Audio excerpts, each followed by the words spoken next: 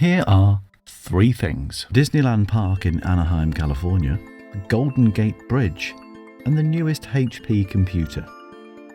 A seemingly random assortment, but they all share one thing. They all exist thanks to the same bank, the Bank of America. So what's so special about the Bank of America? Follow me. It all started on this bridge on the 26th of October 1860. No, not that bridge. This one. The Bridge of Tiano, located just north of Naples, Italy, and approximately 20 metres long. When talking about the history of the Bank of America, one could think this small bridge plays hardly any part in it, but they'd be wrong. See, everything I'm about to tell you is a direct result of what happened on this tiny bridge in the middle of Italy. The Italian peninsula has long been divided by internal borders. In fact, Italy has only been united 3 times before 1861. For the rest of history, Italy was divided. Being Italian until 1861 meant much less than being Genoese, Venetian or Sicilian. You can still even see the results of these divisions today in the wide variety of cultures, architecture and dialects spoken in the 20 regions of Italy. This division remained until Garibaldi, an Italian general, marched from the south of Italy, while a Piedmontese monarch marched from the north. The plan was for the two to meet in the middle on this very bridge as a symbol of unity for the country. When they met, Garibaldi shook the monarch's hand, and after a few moments of silence, he greeted him as the first king of Italy. A few months later, on the 17th of March 1861, the Kingdom of Italy was born. Meanwhile, in America, a totally different story was taking place. You might have recognised the year of the Italian unification as an important year in American history as well.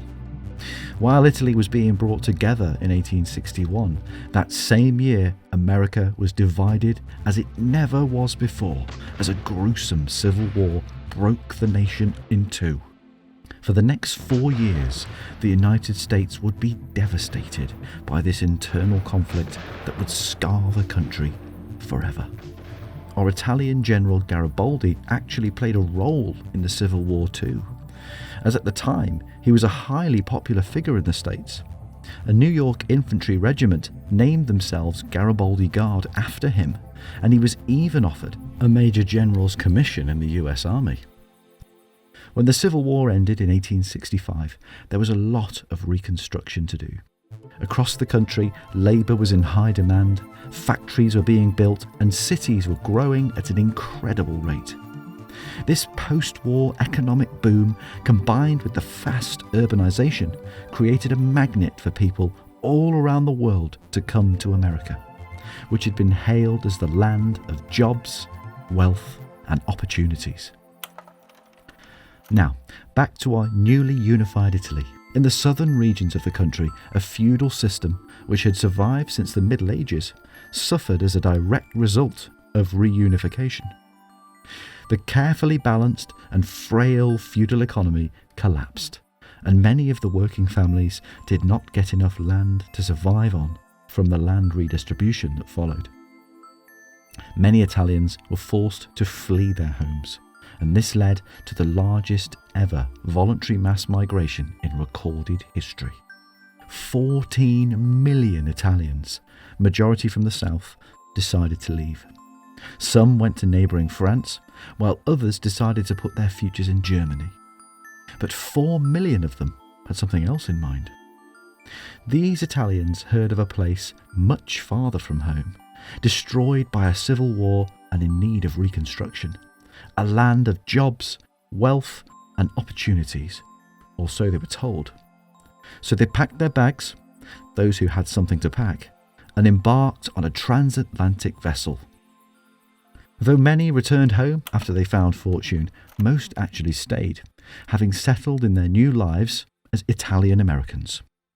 Just to give an idea of how many Italians moved to America, New York by 1917 was home to more Italians than any other city in Italy. Leaving your home to live in a completely alien country wasn't easy, especially when the vast majority of them could only speak Italian, with some even limited to just their local dialect. People moving from the rural south of Italy were also mostly farmers looking for any kind of job. For many, the only solution to survival was to find a job in a sweatshop with no safety regulations whatsoever. When a fire broke out in a sweatshop in 1911, nearly half of the 146 victims were young Italian women. This sort of lifestyle led to enclaves of Italian village life in the city, where finding a whole block of apartments in Brooklyn being occupied solely by people not just from Italy, but from the same village in Italy was fairly common. This happened because it was a way for them to deal with the culture shock. However, such a segregated community sparked prejudices and resentment towards the newcomers.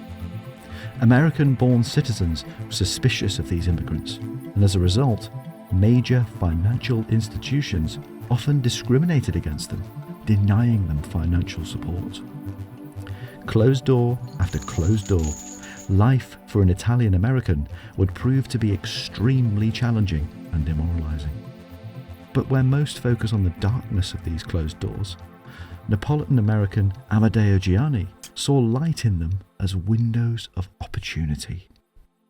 Gianni took matters into his own hands and began going door to door in Italian neighbourhoods, offering loans to the struggling families turned away by local banks.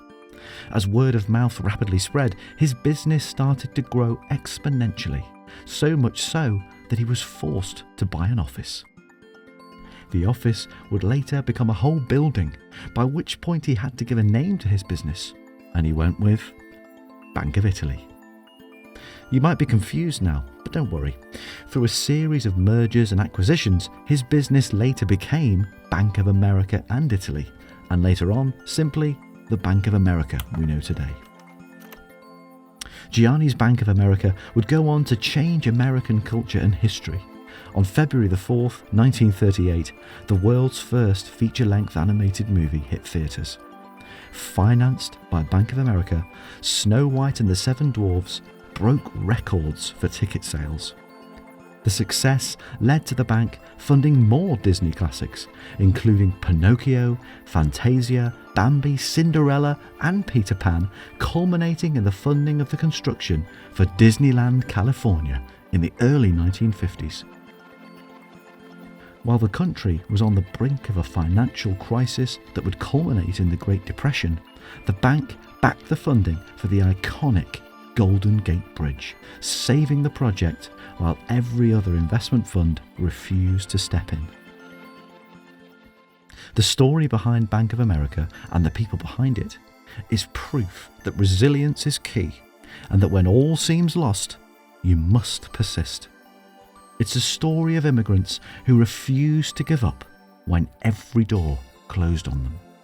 Ultimately, it's a story that proves to us that tolerance and acceptance is the path that leads to a better, more successful society. A lesson that we need to remember today more than ever.